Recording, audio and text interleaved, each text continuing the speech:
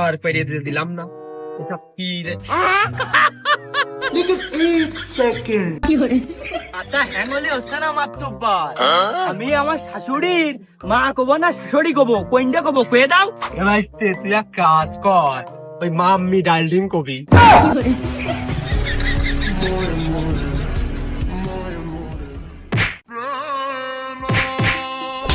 আমার বউ তার নিজের মা শাশুড়ি কবে না মা কবে, কোনটা কবে? দুইজন মানিয়ে শুনিয়ে এক করে নে রে বাবা, আমারও তো সংসার ধর্ম আছে, আমার বাড়ি জাতি হবে। তুমি নাই বাড়ি গেলে, আমার তো বাড়ি গেলেই মনে হচ্ছে আমি শ্বশুর বাড়ি আসি না নিজের বাড়ি আসি, আমি তো বুঝতে পারতিস নে। বিশ্বাস কর মনি, আমিও বুঝতে পারতেছি নে। ও মালটা, তোমার সেটা সরিয়ে দেবো, তুমি একটা কাজের মতো কাজ করেছো। আরে আমি তো তখন টের পাইনি যে এইরকম হবে নে, গ্যার মূল্য তো জড়িয়ে গেছে। অমনি তুগার বাপ বিটার নেটা তো, এই সালিশ করতে গেলি তুগার দাদার লাগবে, আবার তোরা মাফ করিয়ে দে। আর মালটা আমি কিডা যেন?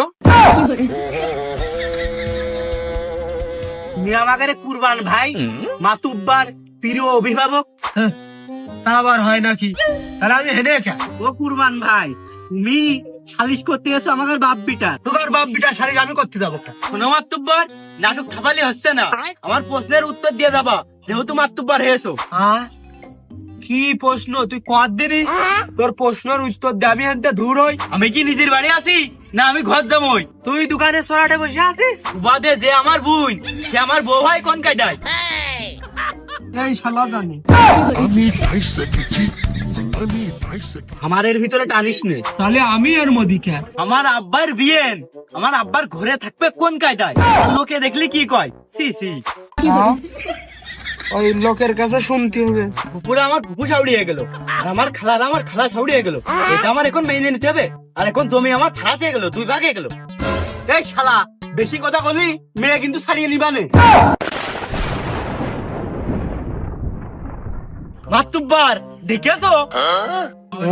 দুবার এই শালা কি করছে উত্তর দে।